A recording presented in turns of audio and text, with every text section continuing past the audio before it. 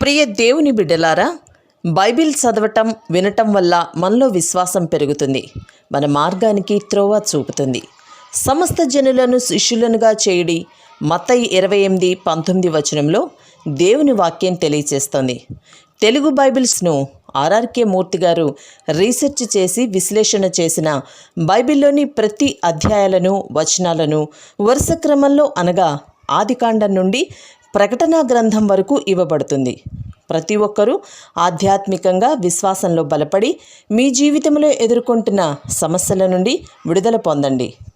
ప్రతి ఒక్కరూ మీ దీవెన టీవీని సబ్స్క్రైబ్ చేసి ఈ వాక్యాన్ని లైక్ చేసి మీ మిత్రులకు బంధువులకు షేర్ చేయండి. దేవుని సువార్తను ప్రకటింపబడుటలో మీరు పాలిభాగస్తులు కండి. ప్రియ శ్రోతలు, మీ బైబిళ్లు తెరిచి చూడండి. ఈ రోజున మన పాఠ్య భాగం జకర్యా గ్రంథం 14వ అధ్యాయం 7 నుండి 15వ వచనం వరకు. ఏకాగ్రతతో వినండి. ఆ దినము ప్రత్యేకమైనదిగా ఉంటుంది. అది యెహోవాకు తెలియబడిన దినము. పగలు కాదు, రాత్రి కాదు, అస్తమయ కాలమున వెలుతురు కలుగుతుంది. ఆ దినమున జీవజలములు యెరూషలేములో నుండి పారి సగము తూర్పు సముద్రానికి, సగము పడమటి సముద్రానికి దిగుతుంది. వేసవి కాలమందు, చలికాలమందు అలాగుననే జరుగుతుంది. యెహోవా సర్వలోకమునకు రాజై ఉంటాడు. ఆ దినమున యెహోవా ఒక్కడే అని, ఆయనకు పేరు ఒక్కటే అని తెలియబడుతుంది. యెరూషలేము బెన్యామీను గుమ్మము నుండి మూల గుమ్మము వరకు, అనగా మొదటి గుమ్మపు కొన వరకు, హనన్యేలు గుమ్మము నుండి రాజు గానుగల వరకు వ్యాపిస్తుంది.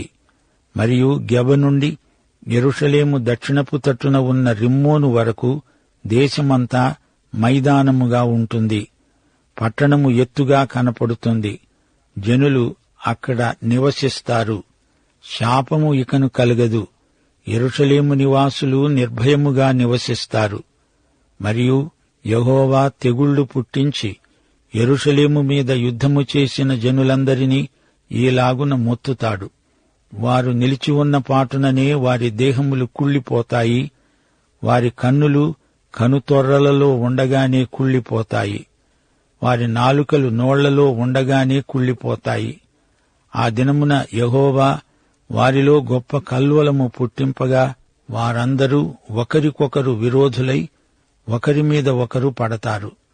యూదావారు యెరూషలేమునొద్ద యుద్ధం చేస్తారు. బంగారు, వెండి, వస్త్రాలు, చుట్టూ ఉన్న అన్యజనుల ఆస్తి అంతా విస్తారముగా కూర్చబడుతుంది. అలాగుననే గుర్రముల మీద, కంచర గాడిదల మీద, గార్ధబముల మీద, దండుపాళెములో ఉన్న పశువులన్నిటి మీద తెగుళ్లు పడతాయి. శ్రోతలు వింటున్నారా? ఆ దినాన భూమి మీద మార్పులు జరుగుతాయి. అది ప్రత్యేక దినం, యెహోవా యొక్క దినం. వెలుగు అస్తమయ కాలంలో కలుగుతుంది. యెరూషలేము నుండి జీవజలములు పారుతాయి. తూర్పు సముద్రానికి సగం, పడమటి సముద్రానికి సగం. తూర్పు సముద్రమంటే మృత సముద్రం, పడమటి సముద్రమంటే మధ్యధరా సముద్రం. సగం ప్రవాహం అటు, సగం ఇటు. నీరు ఉబికే బుగ్గ. యెరూషలేము సముద్ర ప్రయాణాలు మొదలు పెడుతుంది. జీవజలంలాగా దేవుని వాక్యం యెరూషలేము నుండి ప్రవహిస్తుంది.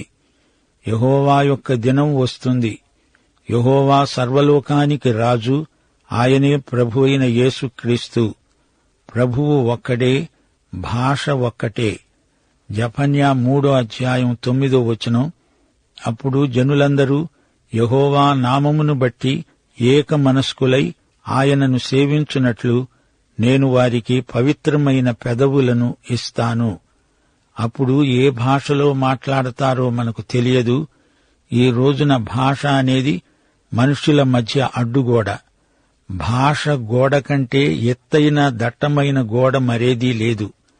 భాషల తారుమారును బట్టే మానవత చెదరిపోయింది. భాషల బాబెలు ఈ లోకమంతా. అయితే ఈ తారుమారు యేసు రాకడకు మార్గమేర్పరిచింది. లోక భాషలన్నిటిలో ఈ రోజున సువార్త ప్రకటించబడుతోంది. యుగ సమాప్తి దిశగా మనము పయనిస్తున్నామని స్పష్టమవుతోంది. యెహోవా దినం వస్తోంది. ఆ రోజున అంతటా ఒకే భాష.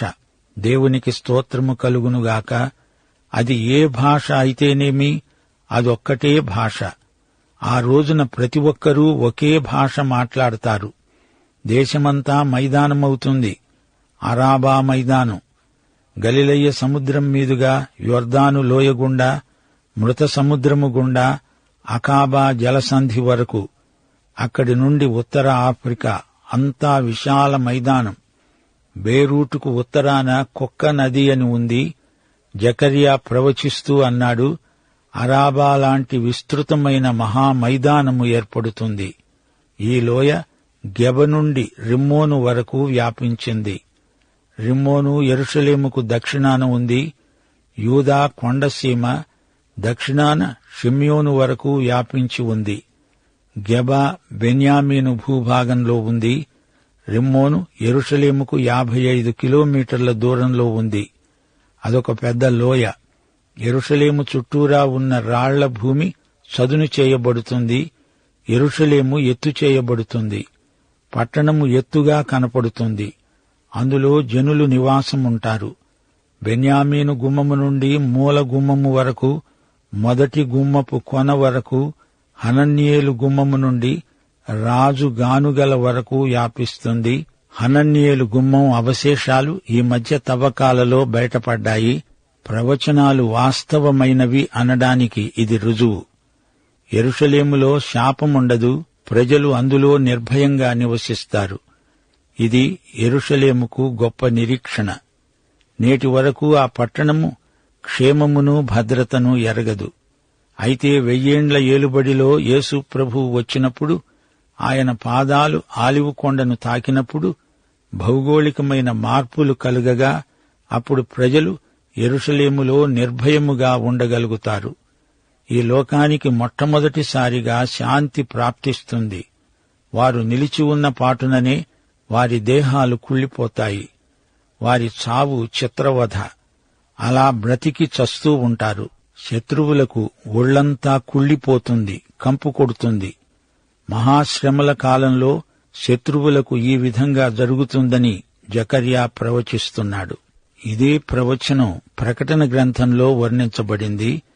భయంకరమైన చావును వారనుభవిస్తారు. వారి కన్నులు, కంటి గుడ్లు అలానే కుళ్ళిపోతాయి. వారి నాలుకలు అలాగే కుళ్ళిపోతాయి. ఘోరమైన దుర్మరణానికి గురి అవుతారు. శత్రువుల మధ్య గొప్ప కలవరం. అంతా అల్లకల్లోలమవుతుంది. వారిలో వారే ఒకరితో ఒకరు పోరాడసాగుతారు. యెరూషలేము గొప్ప వ్యాపార కేంద్రమవుతుంది. మోషే కాలంలో వారు ఈజిప్టు నుండి ఎంతో ఐశ్వర్యాన్ని తెచ్చినట్లు యూదావారికి శత్రువుల నుండి కొల్ల సొమ్ము విస్తారంగా లభిస్తుంది. పశువులకు తెగుళ్లు వస్తాయి. యేసుక్రీస్తు వచ్చేటప్పటికి తిరుగుబాటు పూర్తిగా అణిచివేయబడుతుంది. ఆర్మగెద్దోను యుద్ధం ఎంత భయంకరమో ప్రకటన గ్రంథం 14, 16 అధ్యాయాలలో కన్నులకు కట్టినట్లు వర్ణించబడింది. యెరూషలేముకు వ్యతిరేకంగా లోకంలోని జాతులన్నీ ఏకమవుతాయి. 100 కోసుల దూరం గుర్రముల కళ్ళెము మట్టుకు రక్తం ప్రవహించింది. పెద్ద వడగండ్లు పడతాయి. మనుష్యులు ఆ దెబ్బను బట్టి దేవుణ్ణి దూషిస్తారు. శత్రువులు సర్వనాశనమవుతారు. జీవజల నది పారుతుంది. యెహెజ్కేలు గ్రంథం 47వ అధ్యాయంలో ఈ నది వర్ణించబడింది. ఈ నది ఎక్కడికి పారుతుందో అక్కడ జీవముంటుంది. అందరూ బ్రతుకుతారు. యెహోవాయే అనగా యేసుక్రీస్తే సర్వలోకానికి రాజు. నీ రాజ్యము వచ్చునుగాక అనే ప్రార్థనకు అది జవాబు. ప్రకటన గ్రంథం 20వ అధ్యాయం 6వ వచనం, క్రీస్తుతో కూడా ఆయన ప్రజలు 1000 సంవత్సరాలు పరిపాలిస్తారు. సమస్త జాతులు సార్వభౌముడైన యేసుక్రీస్తునే ఆరాధించే రోజు వస్తుంది. ఆ రోజు చీకటితో మొదలవుతుంది. అది పగలు కాదు, రాత్రి కాదు. రాత్రి వెలుగు, పగలు చీకటి. ఆ రోజు రాకడ దేవునికే తెలుసు. కష్టదశలో ఆయన ప్రజలకు విమోచన. యోహాను సువార్త 16వ అధ్యాయం 33వ వచనం, ధైర్యం తెచ్చుకోండి, లోకంలో శ్రమ కలుగుతుంది. నేను లోకమును జయించిన వాడను, మీతో ఉన్నాను. ఇంక భయమెందుకు? యోహాను సువార్త 15వ అధ్యాయం 20వ వచనంలో ప్రభువన్నాడు, లోకము నన్ను హింసించింది గనుక మిమ్మల్ని హింసిస్తుంది. మీ హృదయాలను కలవరపడనీయకండి, వెరవకండి. జీవజల నది పారుతుంది. ఆత్మ సంబంధమైన ప్రతి ఆశీర్వాదానికి జీవజల నది సంకేతం. దేవుని రాజ్యానికి కేంద్రం యెరూషలేము. జీవనది పారుతుంది, కరువు కాటకాలు ఉండవు. ప్రకటన గ్రంథం 11వ అధ్యాయం 15వ వచనం, ఈ లోకరాజ్యము మన ప్రభువు రాజ్యము, ఆయన క్రీస్తు రాజ్యము అయింది. ఆయన యుగయుగముల వరకు ఏలుతాడు. యెహోవా సర్వలోకమునకు రాజు. ఆ దినమున యెహోవా ఒక్కడే అని, ఆయనకు పేరు ఒక్కటే అని తెలియబడుతుంది. 1 తిమోతి 6వ అధ్యాయం 15వ వచనం కూడా అదే మాట అంటోంది. శ్రీమంతుడు, అద్వితీయుడైన సర్వాధిపతి యుక్తకాలములందు ఆ ప్రత్యక్షతను కనపరుస్తాడు. ఆ సర్వాధిపతి రాజులకు రాజు, ప్రభువులకు ప్రభువు. ఆయనకు ఘనత, శాశ్వతమైన ప్రభావము కలిగి ఉండునుగాక. ఆమేన్. ఆయన నామము ఒకటే. ఆయన రాజ్యమందు విగ్రహాలకు తావులేదు. ఆ దినమున విగ్రహముల పేర్లు ఇక జ్ఞాపకానికి రాకుండా దేశములో నుండి వాటిని ఆయన కొట్టివేస్తాడు. అపవిత్రాత్మను దేశములో లేకుండా ఆయనే చేస్తాడు. ద్వితీయోపదేశకాండం 6వ అధ్యాయం 4వ వచనమంటోంది, ఇశ్రాయేలు విను, మన దేవుడైన యెహోవా అద్వితీయుడైన యెహోవా. ఆ రోజున యెరూషలేము చుట్టుప్రక్కల ప్రాంతమంతా మైదానమవుతుంది, అనగా అరాబా మైదానం. ఆ రోజున యెరూషలేములో శాపమనేది ఉండదు. ఆ రోజున శత్రువుల యుద్ధాశ్వములకు కూడా తెగుళ్లు వస్తాయి. శత్రువుల నుండి కొల్ల సొమ్మంతా యూదా హస్తగతమవుతుంది. దేవుని ప్రజల శత్రువులు దేవుని శత్రువులే. శ్రోతలు 8వ వచనం మరోసారి గమనించండి. ఆ దినమున జీవజలములు యెరూషలేములో నుండి పారి సగము తూర్పు సముద్రానికి, సగము పడమటి సముద్రానికి దిగుతాయి. వేసవి కాలమందు, చలికాలమందు అలాగే జరుగుతుంది. ఈ సందర్భంలో జీవజలములను సువార్తకు పోల్చి చెప్పవచ్చు.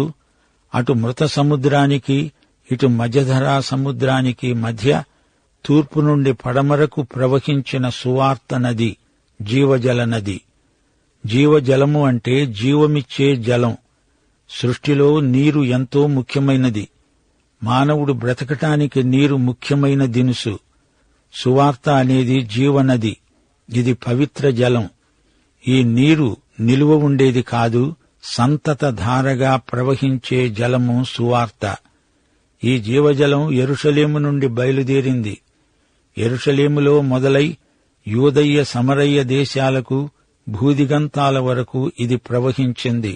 పెంతెకోస్తునాడు పేతురు చేసిన ప్రసంగంలో నుంచి జీవజల నదీ సువార్త ప్రవహించటం మొదలుపెట్టింది.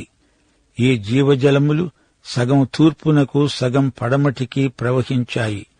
సూర్యోదయం దిక్కు నుండి సూర్యాస్తమయం దిక్కు వరకు పరవళ్లు తొక్కుతూ సువార్త నది ప్రవహించింది. వేసవి కాలమందు, చలికాలమందు, సమయమనక అసమయమనక ఇది ప్రవహిస్తూనే ఉంది. విశ్వవ్యాప్తమైన సువార్త దేశ దేశాలలో, ఖండఖండాలలో అవిచ్ఛిన్నంగా ప్రవహిస్తున్న సువార్త నది అన్ని వయస్సుల వారికి వ్యక్తిగతంగా, సామూహికంగా సువార్త నది మారుమూల ప్రదేశాలకు కూడా ప్రవహిస్తుంది. మానవుని అక్కర కొలది ప్రవహించే ఆత్మనది, ఆధ్యాత్మిక నది.